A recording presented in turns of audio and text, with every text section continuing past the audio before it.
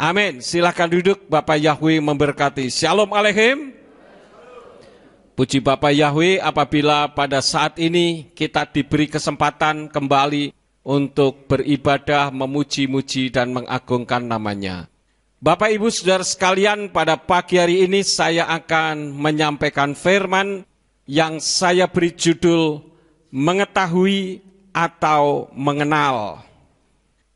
Mengetahui itu kata dasarnya tahu, dan mengenal itu kata dasarnya kenal. Tahu itu berbeda dengan kenal. Saya akan berikan contoh. Saya tahu Jokowi, tetapi tidak kenal Jokowi. Sudah bisa dipahami, saudara-saudara? Jadi antara tahu dan kenal itu berbeda. Kalau tahu, sekedar kita tahu. Tidak ada orang yang tidak tahu presidennya sendiri.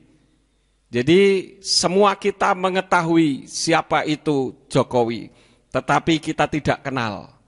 Jadi kenal itu lebih dari sekedar tahu. Banyak kali kita katakan saya mengenal Tuhan saya. Tetapi apakah benar kita mengenal Tuhan kita sendiri? Atau hanya sekedar tahu? Nah, ini yang jadi permasalahannya. Untuk itu, sebagai dasar pemberitaan firman saat ini, saya akan mengajak saudara untuk membuka di dalam kitab Daniel pasal yang ketiga, ayat yang ke-8 sampai ayat yang ke-18. Daniel pasal 3, ayat yang ke-8 sampai 18, yang berbunyi demikian. Pada waktu itu beberapa orang Kasdim tampil dan menuduh orang Yahudi. Dan mereka berkata kepada Raja Nebukadnezar, "Ya Raja, hiduplah selama-lamanya. Ya Baginda Raja telah mengeluarkan titah bahwa setiap orang yang mendengar bunyi terompet, seruling, sitar, rebah, harpa, serdam, dan berbagai jenis alat musik harus sujud dan menyembah patung emas itu. Dan siapapun yang tidak sujud dan menyembah, dia akan dicampakkan ke tengah-tengah perapian yang menyala-nyala. Ada beberapa orang Yahudi yang telah engkau tetapkan atas utusan provinsi Babylon, Sadrach, Meshach, dan Abednego. Orang-orang ini, ya Raja, tidak menghormatimu. Mereka tidak memuja sesembahan-sesembahanmu atau menyembah patung emas yang telah engkau dirikan. Maka dengan murka dan geram, Nebukadnezar memerintahkan untuk membawa Sadrach, Meshach, dan Abednego. Lalu mereka membawa orang-orang itu menghadap raja. Nebukadnezar berbicara dan berkata kepada mereka, "Apakah benar, hai Sadrach, Meshach, dan Abednego? Apakah kamu tidak memuja sesembahan-sesembahanku dan tidak menyembah patung emas yang telah aku dirikan itu? Sekarang jika kamu siap, ketika kamu mendengar bunyi terompet, seruling, sitar, rebab, harpa, serdam, dan berbagai jenis alat musik, sujudlah dan menyembah patung yang telah kubuat itu. Tetapi jika kamu tidak menyembah, seketika itu juga kamu akan dicampakkan ke tengah-tengah perapian yang menyala-nyala. Dan sesembahan-sesembahan manakah yang dapat melepaskan kamu dari dalam tanganku?" Sadrach, Meshach, dan Abednego menjawab dan berkata kepada raja, "Ya Nebukadnezar, kami tidak perlu memberi jawab kepadamu dalam hal ini. Lihatlah, ada Elohim kami yang kami puja, yang sanggup melepaskan kami dari perapian yang menyala-nyala. Dan dia pun akan melepaskan dari tanganmu, ya Raja. Dan seandainya tidak, hendaklah diketahui olehmu, ya Raja, bahwa kami tidak akan memuja sesembahan-sesembahanmu atau menyembah patung emas yang telah engkau dirikan itu. Wah, ini satu kisah yang luar biasa kalau difilmkan, dan sudah ada filmnya tentang Sadrak, Mesak, dan Abednego ini. Yang menjadi pertanyaannya adalah, siapakah mereka yang disebut dengan Sadrak, Mesak, dan Abednego? Sebetulnya saudara-saudara, nama Sadrak, Mesak, dan Abednego ini adalah nama pemberian orang-orang Kasdim, dari bahasa orang Kasdim, karena mereka adalah orang-orang tawanan di Babel. Sadrak itu artinya lembut atau penulis raja, dan bisa juga berarti penulis besar atau perintah dari dewa Aku. Ada dewa bernama Aku. Itu arti nama dari Sadrak. Sedangkan nama aslinya adalah Hananyah, yang artinya adalah pemberian atau anugerah Yahweh. Ini tentang nama Sadrak. Kemudian nama Mesak. Mesak itu artinya yang menarik dengan kekuatan atau tamu raja. Sedangkan Mesak ini nama aslinya adalah Misael. Misael itu artinya seperti Elohim. Sedangkan yang ketiga adalah Abednego. Abednego itu artinya hamba terang. Bisa juga berarti bersinar. Atau berarti hamba Dewa Nebo. Dan ini dari kata nego. Jadi ini merupakan derivat. Nebo itu dari kata nego. Ya, jadi Abednego itu artinya hamba Dewa Nego. Jadi seperti Abdullah itu artinya abdinya Allah. Sedangkan Abednego ini nama aslinya adalah Azariah, yang berarti yang ditolong oleh Yahweh. Sebetulnya nama aslinya ini hebat-hebat artinya, saudara-saudara. Tetapi oleh orang Kasdim, karena mereka berada di antara mereka, ya, antara nama ini, ya, Hananyah, Misael, dan Azariah ini ada di antara orang-orang Kasdim, maka orang Kasdim mengubah nama mereka. Seperti orang-orang Tionghoa yang ada di Jawa.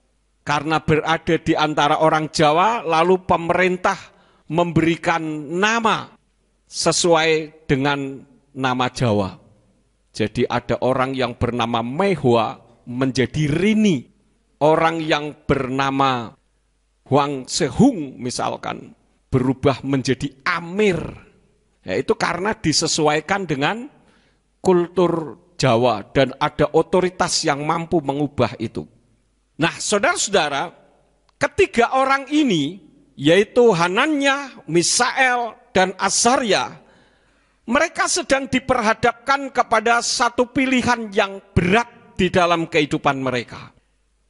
Dan apa yang sedang mereka hadapi, seringkali itu juga mencerminkan kehidupan kita, di mana kita pun terkadang juga mengalami hal yang sama. Apa sebetulnya yang sedang dihadapi oleh mereka dalam kejadian ini? Ada 4 hal. Yang pertama adalah prinsip terhadap sesembahannya. Karena mereka dipaksa untuk menyembah patung buatan Raja Nebukadnezar. Kemudian yang kedua adalah penekanan secara psikologis, yaitu di emosional atau perasaan mereka. Kenapa? Karena mereka mengasihi Raja Nebukadnezar, tetapi mereka berseberangan dalam hal prinsip dengan raja yang mereka kasihi dan mereka hormati. Jadi sebetulnya ketiga orang ini, saudara-saudara, yaitu Hananyah, Misael, dan Azariah, mereka adalah orang-orang yang menghormati Raja Nebukadnezar. Tetapi kemudian mereka diperhadapkan kepada satu masalah karena mereka berseberangan prinsip dengan rajanya. Kemudian yang ketiga yang mereka hadapi adalah jebakan di dalam kehidupan. Kenapa mereka bisa menghadapi masalah yang besar? Karena mereka dijebak oleh orang-orang Kasdim. Padahal orang-orang Kasdim itu sudah pernah ditolong oleh orang Yahudi, khususnya Daniel, untuk menerjemahkan mimpi sang raja.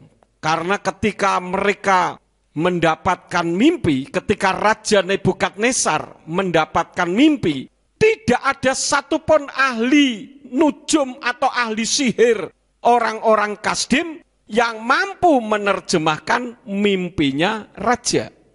Dan raja murka, mereka semua akan dibantai. Tetapi kemudian Daniel menolong mereka dengan menerjemahkan mimpi raja.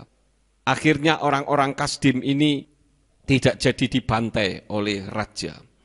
Tetapi saudara-saudara, mereka melakukan jebakan di dalam kehidupan mereka, di mana tuduhan orang-orang Kasdim terhadap mereka dalam jebakan yang sangat tepat.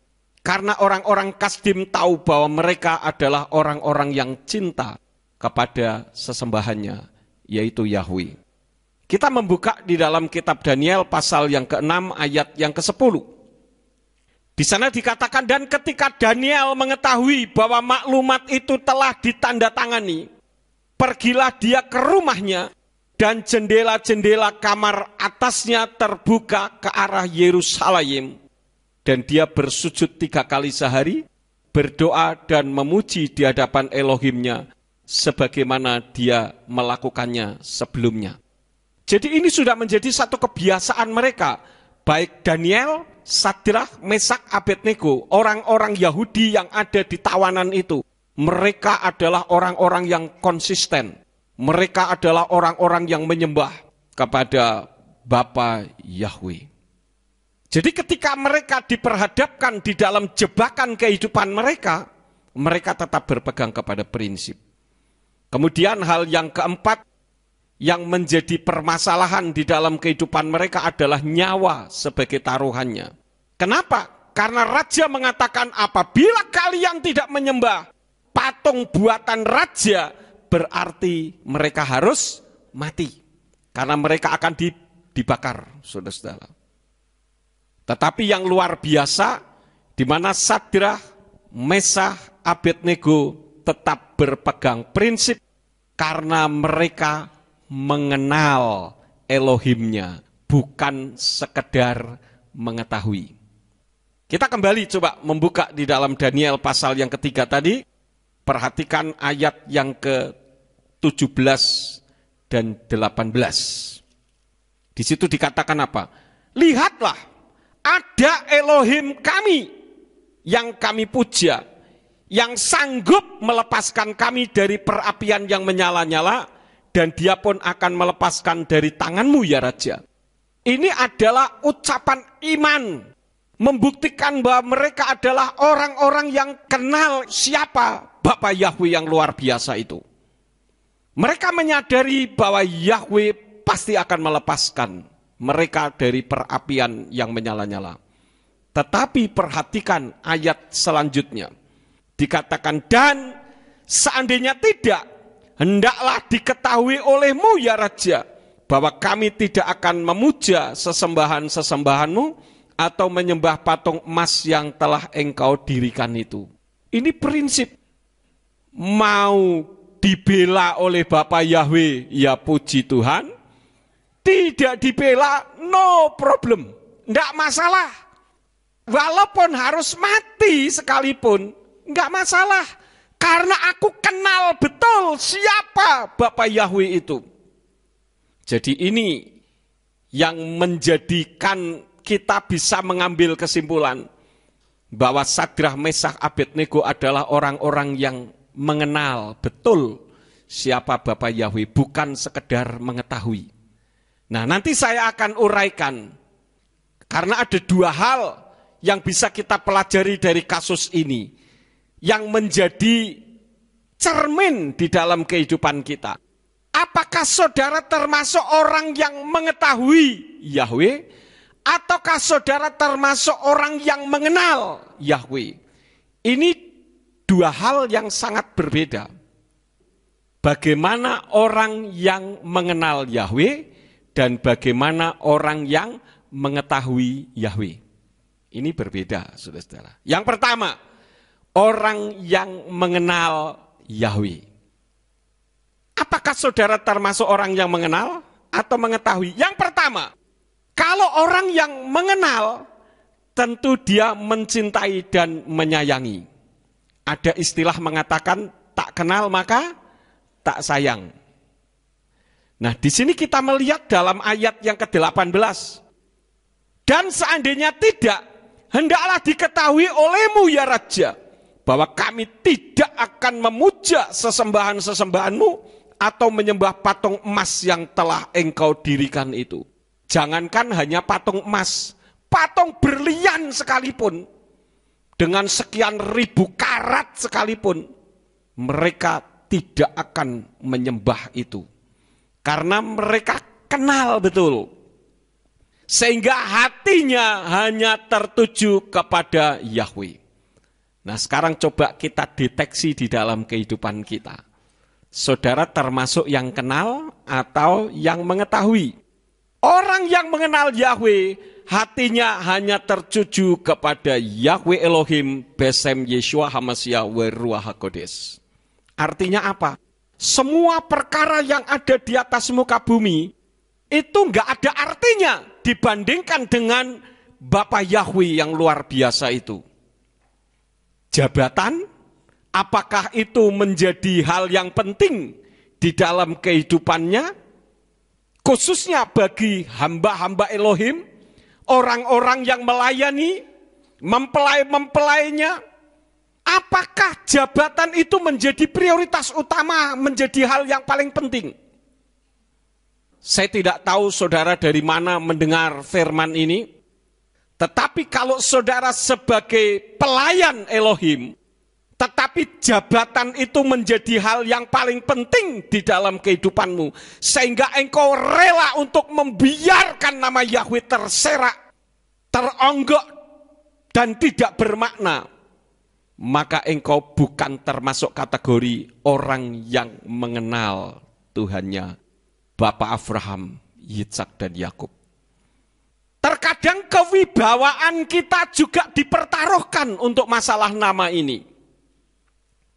Karena ketika orang mengenal nama Yahweh dan mulai memberitakannya, seringkali orang dikatakan, wah orang ini orang sesat, orang ini ajarannya ngawur, dan itu seringkali membuat wibawa seseorang merosot. Saya ini termasuk orang yang tidak punya wibawa, dan bagi saya enggak masalah. Karena wibawa saya memang saya sudah serahkan kepada Bapa Yahweh. Kalau saudara menulis nama saya di Google, maka akan keluar hujatan-hujatan, akan keluar maki-makian. Bagi saya no problem, karena hanya dimaki oleh manusia. Saya sudah kebal makian, saya sudah kebal hujatan, bahkan kutuk pun sudah kebal saya. Artinya bahwa saya tidak memperdulikan soal kewibawaan. Hal yang selanjutnya adalah materi. Juga tidak bisa mengubah hatinya orang yang sangat mengenal Tuhannya sendiri. Ada banyak gembala-gembala yang mengetahui.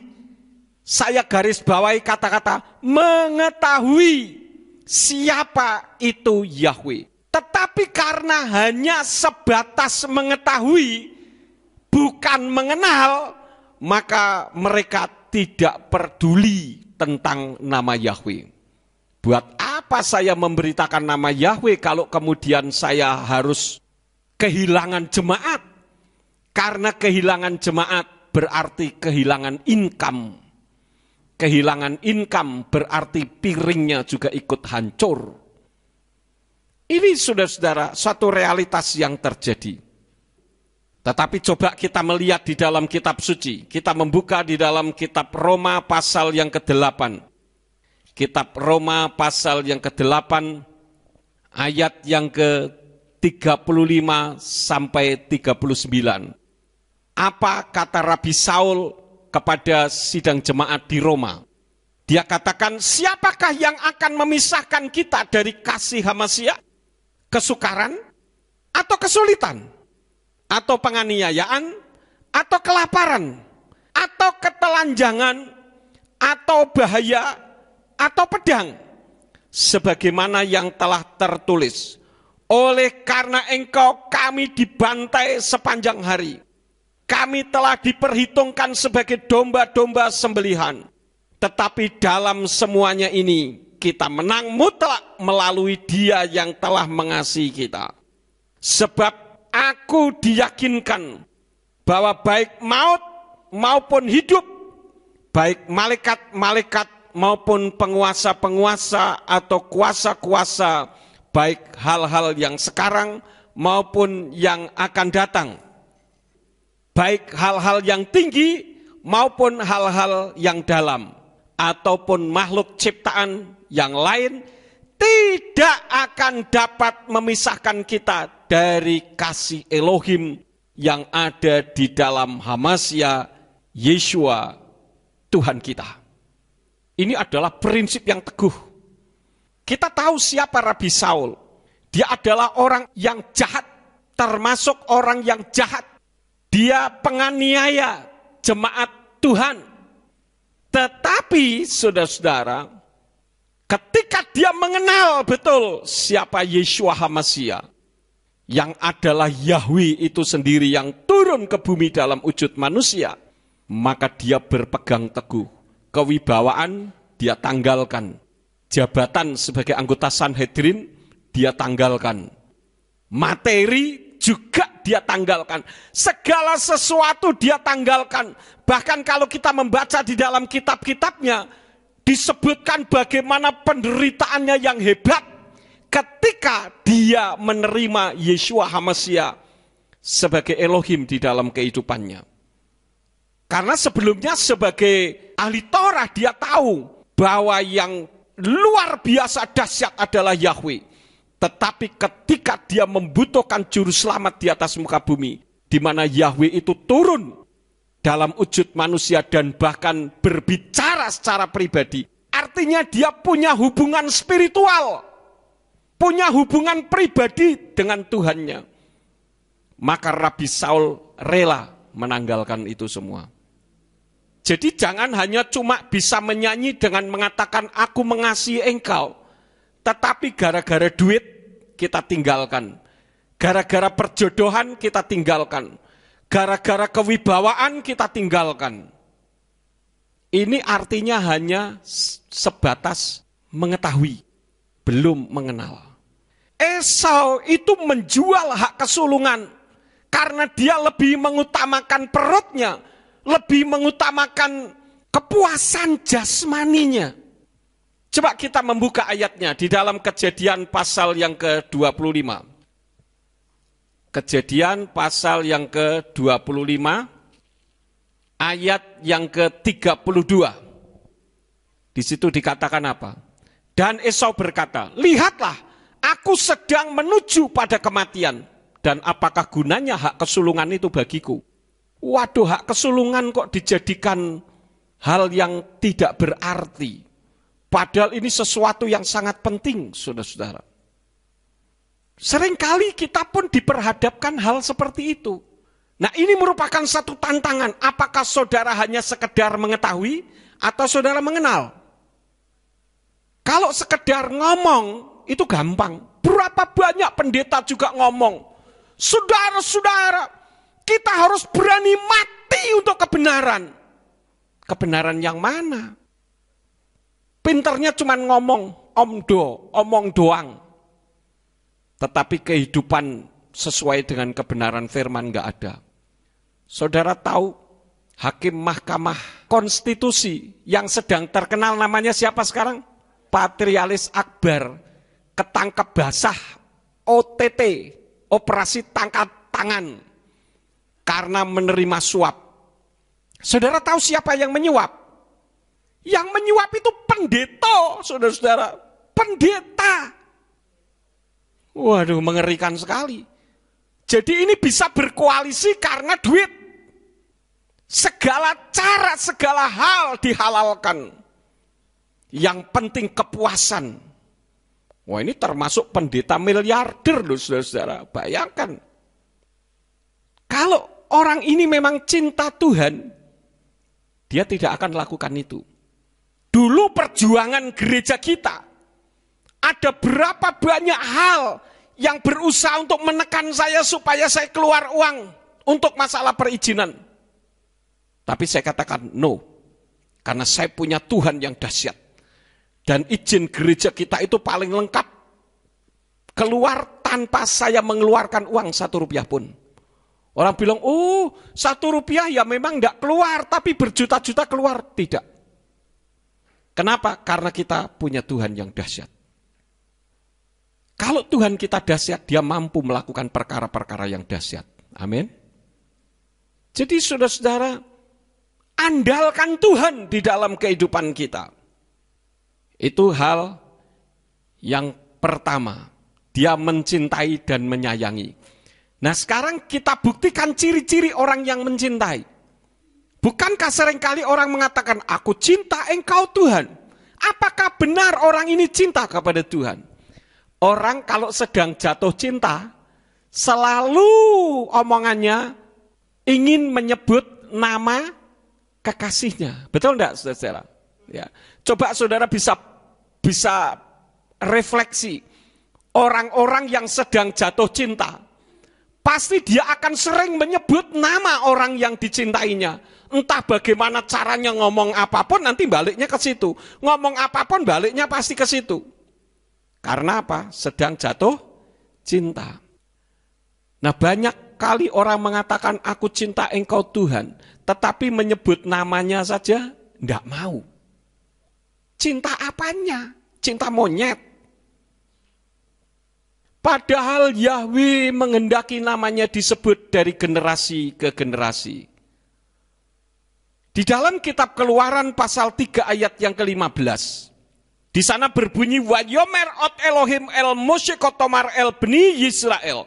Yahweh Elohi Avotakem, Elohi Abraham, Elohi Yitzhak, wa Elohi Yakub, selakani alekem. Zezemile olam wazazekri ledordor. Berfirmanlah Elohim kepada Moshe, katakanlah demikian kepada Bani Yisrael, Yahweh Elohimnya leluhurmu, Elohimnya Abraham, Elohimnya Yitzhak, dan Elohimnya Yakub telah mengutus aku kepadamu. Itulah namaku untuk selama-lamanya, dan itulah pengingat bagiku dari generasi ke generasi. Jadi Yahweh katakan itulah namaku kapan? Sampai selama-lamanya. Sampai selama-lamanya itu sampai kapan?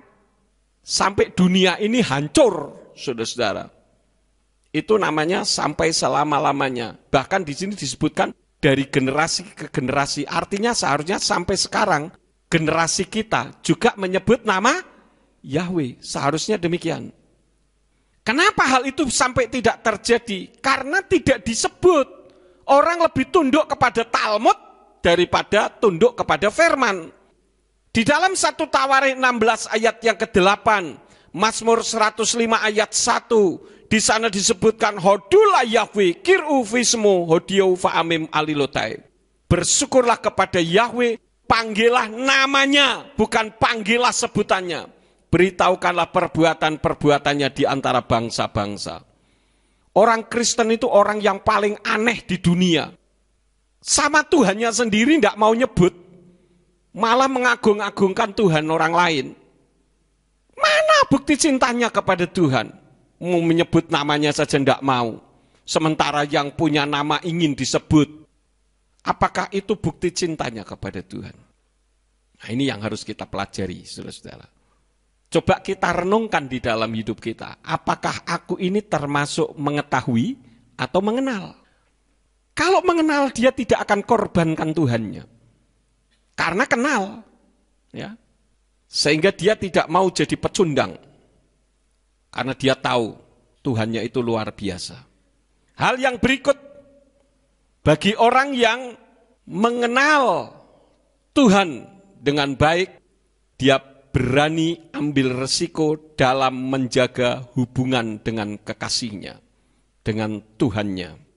Di sini kita melihat bagaimana Sadrak, Mesak, Abednego siap mati daripada dia jadi pecundang atau mengkhianati Yahweh. Mereka katakan kalaupun Yahweh tidak menolong, tidak masalah. Nah, ini orang yang betul-betul mengenal. Artinya apa? Kedatangan penyembahan kita kepada Bapa Yahweh itu bukan semata-mata hanya untuk mencari keuntungan, tetapi betul-betul tahu, mengenal secara pribadi. Dan ini bisa dimanifestasikan di dalam kehidupan setiap hari. Orang yang mengenal Bapa Yahweh, begitu dia tahu siapa Yahweh itu sesungguhnya, dan tahu bahwa organisasinya tidak benar, dia akan siap berpindah organisasi. Dia akan siap berpindah gereja. Kenapa? Karena orang itu menyadari bahwa gereja organisasi itu tidak menyelamatkan, saudara-saudara. Sehingga mereka tidak mungkin berada di satu tempat yang tidak menyelamatkan di situ. Saya katakan saudara boleh tinggalkan saya apabila saya mengajarkannya sudah ngawur dan keluar dari firman ini. Tetapi saya katakan percayalah kepada saya bahwa saya akan memberikan yang terbaik kepada saudara karena saya punya keluarga. Kalau saya mengajarkan ngawur berarti keluarga saya juga binasa. Karena itu saya mengajarkan kebenaran. Jadi kalau ada orang yang sudah mengetahui tetapi dia tidak berani mengambil resiko, meninggalkan organisasinya, meninggalkan gerejanya, itu saya nilai baru sebatas apa, saudara-saudara? Mengetahui, belum mengenal, sehingga tidak berani mengambil resiko. Tetapi realitas membuktikan siapa yang berani mati karena kebenaran dia tidak akan mati. Tetapi orang yang takut mati akan hidup mati-matian dalam menghadapi kehidupan ini. Jadi lebih baik kita membuktikan diri kita bahwa saya ini memang mengenal Tuhan saya dengan baik. Terkadang orang diikat dengan organisasi. Ada pendeta yang ketika saya ngomong dia katakan, saya tahu Pak, ini satu kebenaran tapi hanya batas tahu saja. Sehingga tidak berani mengambil resiko. Tapi bagaimana organisasi gereja kita ini kan masih seperti ini. Ya tinggalkan, saudara-saudara. Itu yang saya katakan. Ya. Nah sekarang coba saudara renungkan, apakah saudara termasuk orang yang mengenal atau hanya sekedar tahu? Sekarang saya akan lanjutkan hal yang kedua. Orang yang tidak kenal atau hanya sekedar tahu saja. Nah ini nanti saudara bisa mendeteksi di dalam kehidupan saudara. Apakah saudara ini termasuk hanya tahu atau saudara kenal? Orang yang tidak kenal, yang hanya tahu saja, itu mudah difitnah, saudara-saudara. Contoh, karena dia tidak mengenal, dia katakan begini, Yahweh itu kejam. Coba saja baca di dalam kitab suci, di perjanjian lama, Yahweh itu membunuh, tukang bunuh, suka mateni orang. Beda dengan Yesua. Yesua itu penuh dengan cinta kasih. Loh, ini orang yang tidak kenal, orang yang hanya mengetahui. Kalau kita pelajari dengan baik, apa yang Yahweh lakukan, katakanlah membunuh karena orang itu melanggar aturannya. Kita boleh katakan Yahweh itu kejam kalau Yahweh tidak memberikan peraturan kemudian melakukan punishment, melakukan tindakan membunuh dan sebagainya. Tetapi Yahweh tidak lakukan itu, dia keluarkan dulu peraturannya. Nih ya, hati-hati ya, ini aturan dari saya. Kalau kalian tidak melakukan resikonya ini, masa begitu dikatakan kejam? Orangnya saja yang tidak mau tahu diberi peraturan. Jadi orang akan mudah menerima fitnah. Jadi bukan tanpa aturan. Perlu saudara ketahui bahwa berita yang ada di dalam kitab suci harus disampaikan berimbang. Kalau tidak berimbang, kita akan berpikir Yahweh itu kejam. Padahal Yahweh melakukan tindakan, katakanlah membunuh atau mengutuk, itu karena orang itu melakukan pelanggaran firman. Berita kalau tidak berimbang itu mengkhawatirkan, saudara-saudara. Seperti contohnya berita-berita mengenai orang-orang Yahudi. Orang Yahudi di Indonesia itu sangat dibenci, saudara-saudara. Kenapa? Karena beritanya tidak berimbang. Saat orang Yahudi diserang, tidak diberitakan. Tetapi ketika orang Yahudi membalas, itu yang diberitakan. Saya berani mengatakan demikian karena ketika saya nonton CNN, ketika saya ada di Hawaii beberapa tahun yang lalu, di situ saya tahu loh beritanya kok terbalik ya. Ternyata ketika orang Yahudi dibantai, orang Yahudi dibom, bahkan ada orang-orang ya jihad-jihad cilik yang tubuhnya diberi bom, disuruh masuk ke dalam bis yang berisi orang-orang Yahudi. Ini orang Yahudi yang tidak sedang ngapa-ngapain. Dia sedang naik bis, anak kecil disuruh masuk ke dalam bis, kemudian ada sniper yang menembak anak ini. Yang ditembak itu bom yang ada di dalam tubuhnya, sehingga bomnya akan meledak dan bisnya akan hancur. Itu tidak pernah diberitakan. Diberitakannya ketika orang Ibrani, orang Yahudi ini melawan, membalas. Padahal kalau kita melihat dari saudara kita, ya Om Pen katakan bahwa orang Yahudi itu termasuk Habibullah. Itu artinya apa? Kekasihnya Allah, saudara-saudara. Masa kekasihnya Allah dibenci? Ya berarti sama saja dengan membenci Allah dong. Ya, ini kan tidak masuk akal. Kenapa? Karena berita yang tidak berimbang. Yahweh itu penuh dengan cinta kasih. Sama dengan Yeshua. Karena Yahweh itu Yeshua. Kalau kita membaca di dalam kitab Mazmur, di sana dikatakan, besar kasih setiamu sampai selama-lamanya. Selalu dikatakan demikian.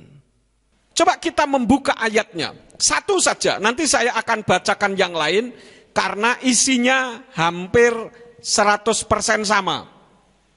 Di dalam Mazmur 106, di situ dikatakan haleluya, bersyukurlah kepada Yahweh sebab Dia apa? Baik, bahwasanya untuk selama-lamanya kasih setianya. Dan ayat yang menyerupai ini ditulis banyak sekali. Contoh yang selanjutnya pasal 107 ayat yang ke-1. Di situ ditulis lagi, bersyukurlah kepada Yahweh sebab Dia baik, bahwasanya untuk selama-lamanya kasih setianya. Mazmur pasal 118 ayat yang ke-29. Di situ dikatakan bersyukurlah kepada Yahweh sebab Dia baik, bahwasanya untuk selama-lamanya kasih setianya. Kemudian di dalam ayat yang lain lagi pasal 136 ayat yang ke-1 juga ditulis bersyukurlah kepada Yahweh sebab Dia baik, bahwasanya untuk selama-lamanya kasih setianya. Bahkan dalam pasal 136 ini tidak hanya ditulis dalam ayat 1, tetapi juga ditulis dalam ayat 2, ayat 3, ayat 4, ayat 5, ayat 6, ayat 7, ayat 8, ayat 9, ayat 10, ayat 11, ayat 12, ayat 13, ayat 14, ayat 15, ayat 16, ayat 17, ayat 18, ayat 19, ayat 20, ayat 21, ayat 22, ayat 23, ayat 24, ayat 25, dan ayat 26. Bayangkan saudara-saudara, ditulis berulang-ulang, karena memang Yahweh itu baik, bahwasanya kasih setianya sampai selama-lamanya. Kenapa dikatakan Yahweh itu kejam? Karena beritanya tidak berimbang, saudara-saudara. Jadi ini yang harus kita renungkan dengan baik, saudara-saudara. Kalau orang tidak tahu, gampang difitnah. Berapa banyak orang menghujat saya. Bahkan ada sekolah teologi yang mengatakan Yakub Sulistyo itu adalah nabi palsu, penyesat di akhir zaman. Saya katakan tidak masalah bagi saya dikata-katain seperti itu. Banyak orang membenci saya, padahal komunikasi juga belum. Bahkan tidak, hanya gara-gara nama Yahweh kok membenci. Kenapa bisa seperti itu? Karena mereka membenci Yahweh. Kalau mereka tidak membenci Yahweh, mereka tidak akan seperti itu. Ketika ditanya modalnya apa? Katanya kok Pak. Kata orang, kata internet. Lah wong katanya kok. Seperti contohnya dulu ada majalah Gaharu. Ya, kita punya pengalaman yang unik dengan majalah Gaharu. Ketika majalah Gaharu ini memberitakan nama saya, bukan hanya majalah Gaharu juga, ada majalah yang lain, majalah Katolik juga ada yang memberitakan fitnah tentang saya. Sampai saya tulis seharusnya yang seperti ini harus masuk kepada pengakuan dosa. Karena tidak tahu apa-apa, tetapi memberitakan. Ini berdosa besar, saudara-saudara. Fitnah namanya. Dan orang katakan fitnah itu lebih keji dari pembunuhan. Majalah Gaharu itu dulu pemretnya yang bernama Ibu Yuli. Dulu saya difitnah di majalah Gaharu, dikatakan Pak Yakub itu semacam membuang api ke Indonesia sehingga mampu membakar Indonesia. Dikatakan bahwa sejak Pak Yakub mengeluarkan statement, maka beliau menghilang entah kemana. Lalu ada gambar peta Pulau Jawa, di situ ditulis ada Wonosobo, Ambarawa, Jakarta, begitu. Pokoknya dibuat ilustrasi sedemikian rupa. Wah, saya bukan tipe pengecut. Saya tulis email, saudara-saudara. 1 kali tidak digubris. Saya tulis lagi 2 kali tidak digubris. Saya tulis surat resmi. Saya bilang, mohon maaf untuk majalah Gaharu. Apabila tidak mengklarifikasi setelah menerima surat saya ini, kita ketemu di pengadilan. Padahal itu hanya gertaan doang, saudara-saudara. Wah, begitu sampai kemudian mereka telepon. Pak, ini saya pemimpin redaksi dari majalah Gaharu, nama saya Yuli, Ibu Yuli. Oh ya Bu, gimana kabarnya? Ya Pak, saya sudah membaca surat Bapak. Nah, kenapa kok Ibu menulis tentang saya nggak karu-karuan seperti itu? Sumbernya dari mana? Iya Pak, saya sudah mengklarifikasi kepada wartawannya. Wartawannya mengatakan sumbernya dari internet. Loh, bagaimana ini? Kalau sumber tidak jelas, kan ini majalahnya jadi majalah tidak jelas. Kenapa tidak datang saja ketemu saya untuk bertanya?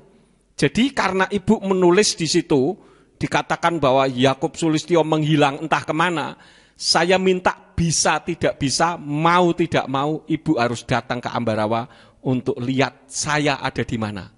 Mungkin ada yang ingat, saudara-saudara, ya. Dia datang ke sini, naik bis, saudara-saudara. Pagi-pagi jam 4 sampai di rumah kami di Bawen. Kemudian saya ngomong tentang nama Yahweh. Akhirnya Ibu ini menerima, saudara-saudara.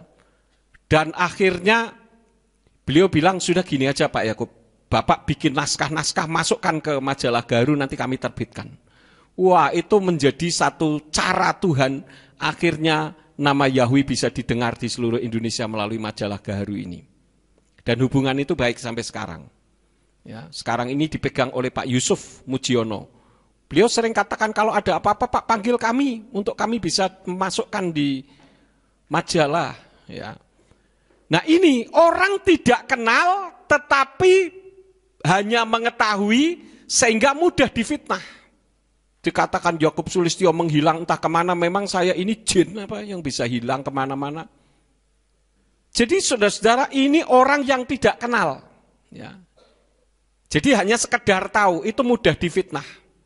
Dikatakan Yahweh itu kejam. Yang kedua, Yahweh itu hanya ada di dalam perjanjian lama. Oh, di perjanjian baru tidak ada Pak Yahweh. Siapa bilang? Lah tadi kitab sucinya saja di dalam Keluaran 3 ayat yang ke-15 mengatakan bahwa namanya itu kekal. Kita lihat lagi di dalam kitab Mazmur pasal yang ke-72. Kitab Mazmur pasal yang ke-72 ayat 18 dan 19. Ini adalah Mazmur Daud bagi Salomo anaknya. Diberkatilah Yahweh Elohim Elohim Yisrael, yang melakukan perbuatan ajaib seorang diri. Dan diberkatilah namanya yang mulia selama-lamanya, dan seluruh bumi dipenuhi oleh kemuliaannya. Amin, ya amin. Jadi namanya ini sampai selama-lamanya, saudara-saudara. Saya sudah membuat perbandingan kitab Hafrit Hakadasa, ini adalah kitab suci berbahasa Ibrani Perjanjian Baru yang dipakai oleh orang-orang Yahudi. Dan kalau saudara melihat di YouTube, orang Yahudi selalu mengeluarkan statement, kami tidak bisa menerima apabila orang mengatakan Perjanjian Baru itu aslinya ditulis dalam bahasa Yunani, yang ada ditulis dalam bahasa Ibrani. Dan saya sudah pernah membuktikan beberapa waktu yang lalu bagaimana kesalahan-kesalahan, termasuk waktu apabila kita memikir dengan pola pikir Yunani. Tuhan tidak pernah menggunakan bangsa lain untuk menyampaikan firman-Nya. Nama Yahweh itu tertulis 231 kali. Saya tadi coba membuka kembali bukunya karena saya sudah lupa-lupa ingat. Saya ingatnya 321, ternyata terbalik. Yang benar 231 kali nama Yahweh tersebar di dalam kitab suci Perjanjian Baru. Tersebar di berbagai ayat yang ada. Jadi kalau dikatakan kalau kita menyebut nama Yahweh itu berarti kita kembali ke Perjanjian Lama, itu ngawur karena dia hanya mengetahui tidak mengenal. Yang ketiga, orang yang hanya mengenal itu mudah lemah ketika ada tantangan. Artinya apa? Imannya dipengaruhi oleh situasi dan kondisi lingkungan. Tidak punya duit, imannya lemah. Kalau duitnya banyak, imannya kuat. Ini iman yang dipengaruhi oleh lingkungan. Kalau orang yang mengenal betul siapa Yahweh, kita menyadari bahwa segala eksistensi keberadaan kehidupan kita itu dipantau dan dimonitor oleh Bapa Yahweh. Saudara percaya ini? Nah, kalau kita dimonitor oleh Bapa Yahweh, ngapain kita pusing? Mau punya duit, nggak punya duit, no problem. Nggak akan mempengaruhi imannya. Orang yang hanya tahu ketika misalkan sahabatnya diskorsing oleh pimpinan gereja karena melakukan kesalahan, maka ikut-ikutan untuk tidak bergereja, bukan memberikan nasihat. Ini orang yang hanya mengetahui, bukan mengenal. Ya. Ketika putus pacaran, imannya jadi lemah, bahkan tinggalkan Tuhan. Ini adalah orang-orang yang hanya tahu, tidak mengenal. Kalau ke gereja, kalau nggak dijemput, nggak mau ke gereja. Itu ada lagu, ditarik-tarik, kenapa tak mau maju, didorong-dorong. Ya, ada kan lagu itu? Itu saya dengar lagu itu waktu saya pelayanan ke Kalimantan. Di tengah hutan itu saya dengar lagu itu, saudara-saudara. Lucu juga lagunya, dan memang kenyataan begitu. Kan banyak orang Kristen seperti itu. Kalau nggak disamperin, nggak mau datang ke gereja. Giliran disamperin, belum siap. Ini yang kasihan sopir gereja, saudara-saudara. Sudah nyamperin, datang bangun pagi-pagi sampai sana, belum siap. Padahal udah tinggal siap, diangkut, kan enak. Jadi orang Kristen ini termasuk orang-orang yang apa ya, manja, lebay. Tapi coba kalau saudara perhatikan di gereja-gereja yang penuh dengan perjuangan seperti di Cina, gereja bawah tanah, wah mereka berjalan puluhan kilometer, bahkan mereka masuk hutan hanya untuk ibadah.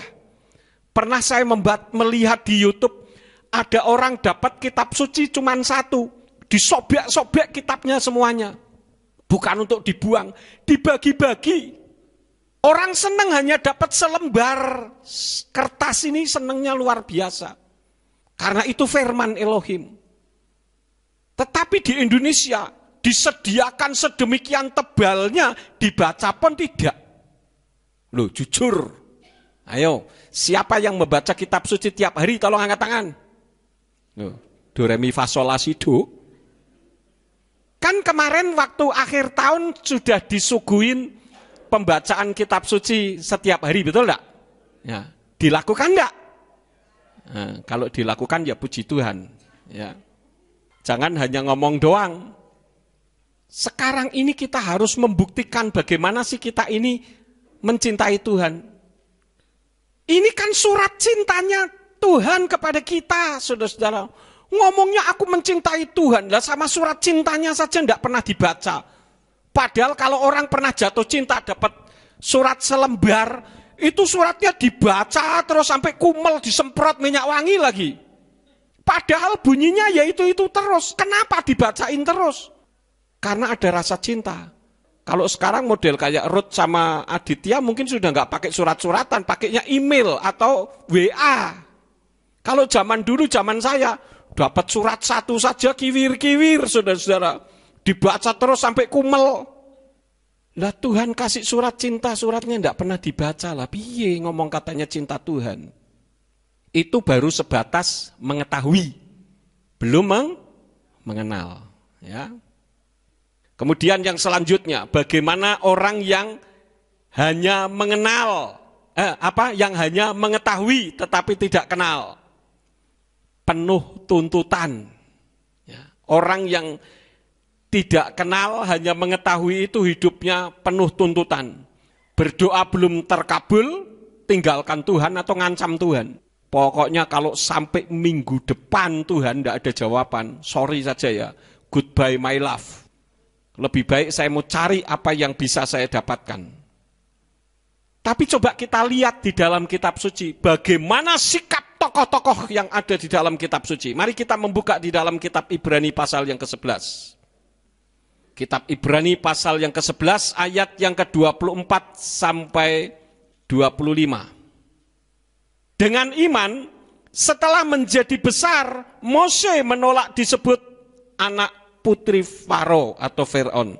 Dengan lebih memilih untuk menderita sengsara bersama umat Elohim daripada untuk sementara merasakan kenikmatan dosa.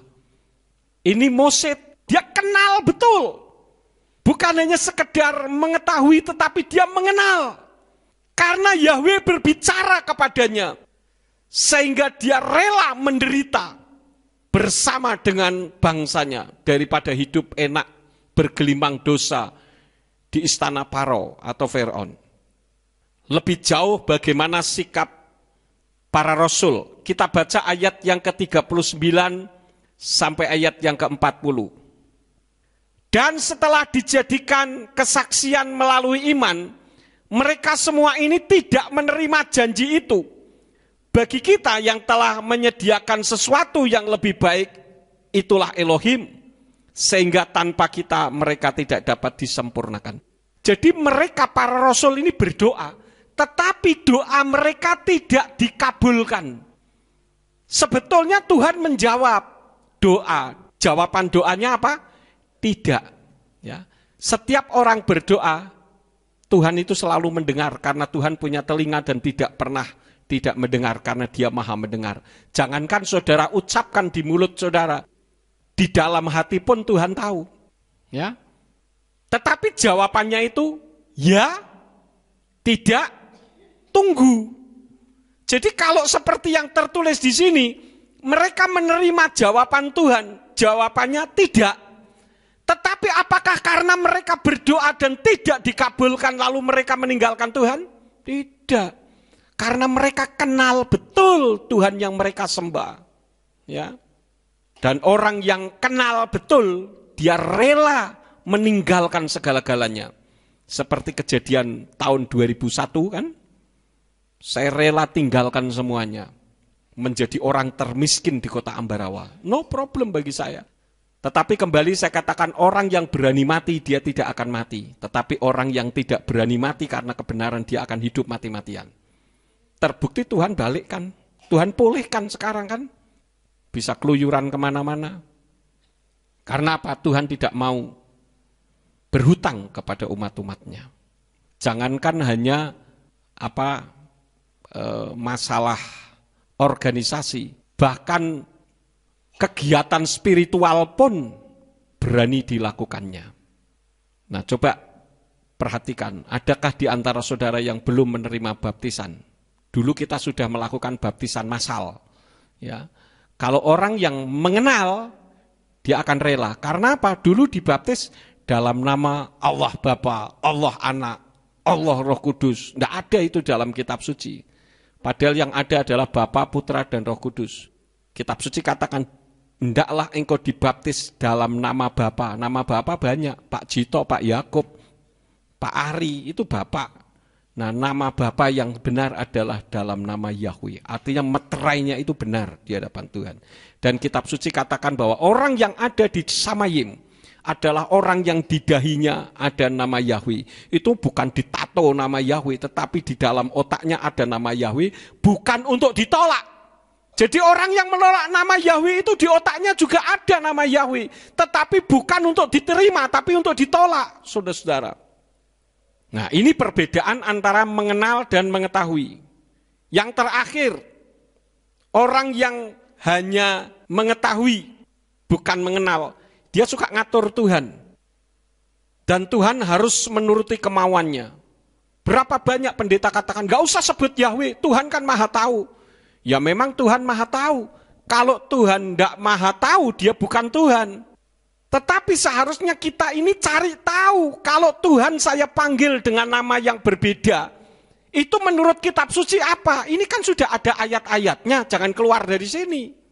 Sementara kitab suci katakan, Yahweh tidak mau namanya dipanggil dengan sembarangan, dengan seenaknya sendiri. Dipanggil dengan sembarangan saja tidak mau, apalagi diganti dengan sembarangan.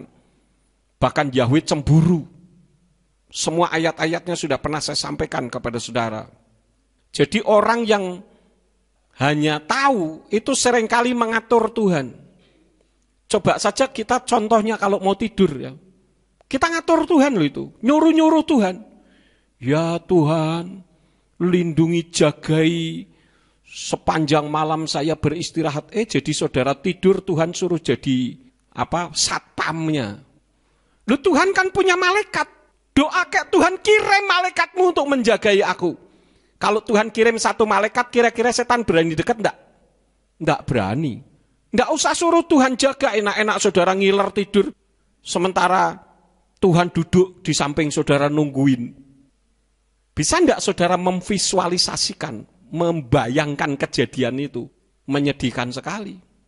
Padahal kalau kita melihat pola doa yang Yesua ajarkan tidak demikian. Yang Yesua ajarkan apa? Semuanya untuk kemuliaan Tuhan. Jadi saudara-saudaraku yang kekasih, sekarang saudara bisa merenungkan apa yang saya sampaikan saat ini. Saudara ini termasuk orang yang mengetahui Elohim atau mengenal Elohim. Dari ciri-ciri yang tadi, saudara coba bisa mendeteksi diri sendiri. Aku ini termasuk baru tahu atau kenal. Kalau yang kenal, enggak masalah. Apapun yang terjadi, organisasi, sinode, gereja tidak menyelamatkan saja kok pusing. Jadi kalau orang masih terikat dengan organisasi dan bahkan gerejanya yang tidak sesuai dengan kebenaran Elohim, itu artinya baru sebatas mengetahui, belum mengenal. Saya tidak akan memperpanjang firman, biarlah firman ini akan memberkati dalam kehidupan saudara. Saudara termasuk kategori mengenal atau hanya mengetahui. Amin buat firman Elohim.